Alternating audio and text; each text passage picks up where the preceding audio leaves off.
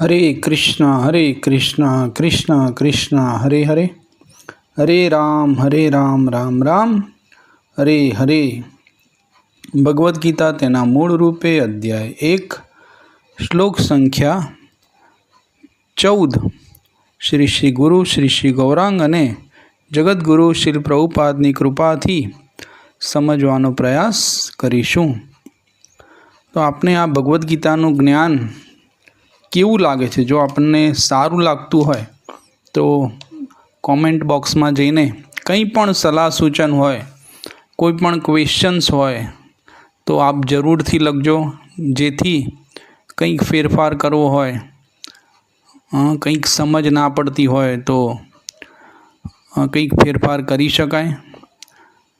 तो आजे आपणे श्लोक संख्या 14 समझवानो प्रयास करीशुं। ततश्वेते हर्ये युक्ते महति स्पंदने स्थितो माधव पांडवाश्चैव दिव्यो शंखो प्रदद्मतु। अनुवाद अने भावार्थ श्री श्री भक्तिवेदांत स्वामी श्री प्रभुपाद द्वारा। जगद्गुरु श्री प्रभुपाद की जय। बीजी बाजुए अर्थात सामे पक्षे श्वेत अश्वो जोड़ेला विशाल रथ में बिराजमान भगवान कृष्ण अने अर्जुने पोतपोताना दिव्य शंखो फूंक्या। तो आगळना श्लोक में आपणे जोयुं हतुं के अलग अलग वाद्यों अने एनाथी जे संगीत वागतुं हतुं एनाथी आखुं वातावरण छे एटलुं युद्धमय बनी गयुं हतुं।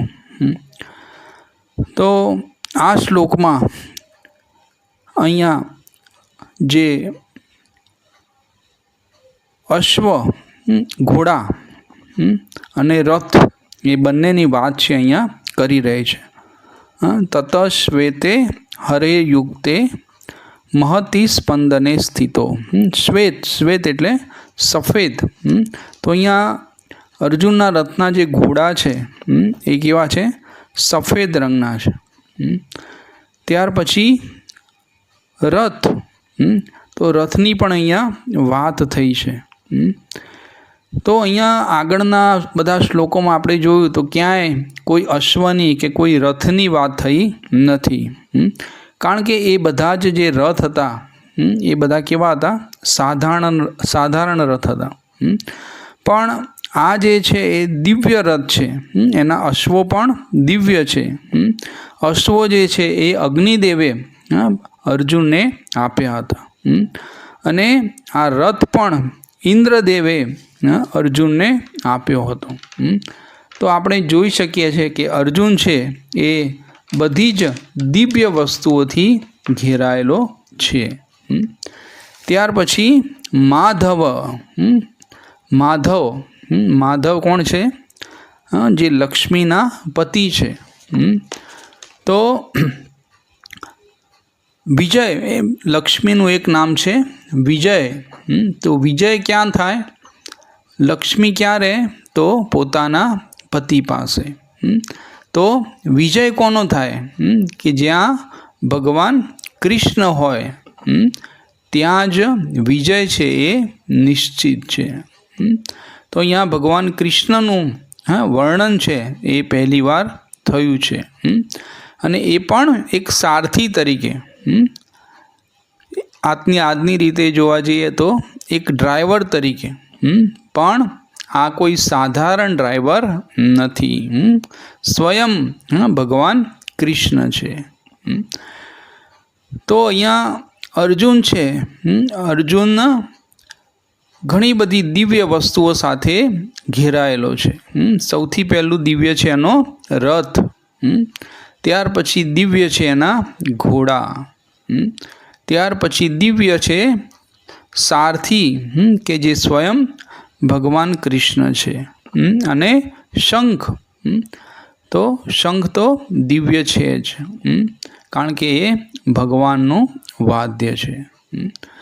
तो अर्जुन पासे कशुं ज साधारण अने एटला माटे अर्जुननो विजय छे ए निश्चित छे। તો એના પરથી આપણે શું શીખવાનું છે? તો આપણે પણ આપણા માતા પિતા, આપણા વડીલો, એના આશીર્વાદ હંમેશા લેવા જોઈએ. જેટલી દિવ્યતા આપણે આપણી પાસે રાખીશું, આપણો વિજય છે એ નિશ્ચિત છે.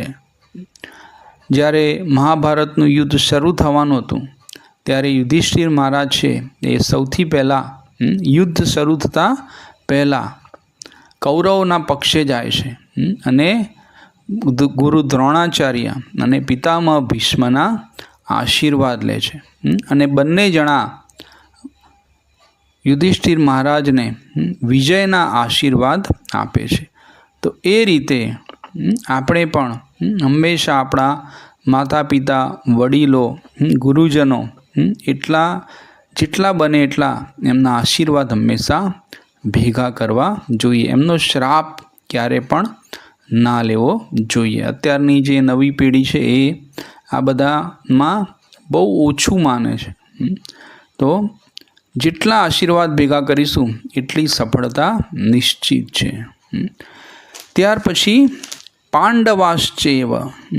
તો અર્જુન કોણ છે? 5 પાંડવોમાંનો એક પાંડવ છે.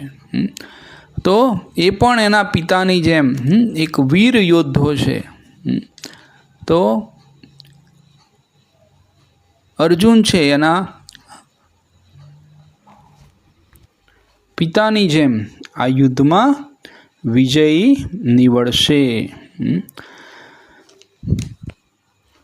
ત્યાર પછી આ જે રથ છે એ કોઈ પણ લોકમાં જાય, 3 લોકમાં, તો એ રથ છે હંમેશા વિજયી, એના પર જે સવાર છે એ હંમેશા વિજયી જ થાય છે.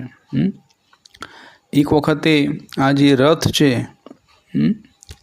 એ લઈને ભગવાન કૃષ્ણ અર્જુનને લઈને વૈકુંઠ લોક ગયા હતા. કેમ ગયા હતા?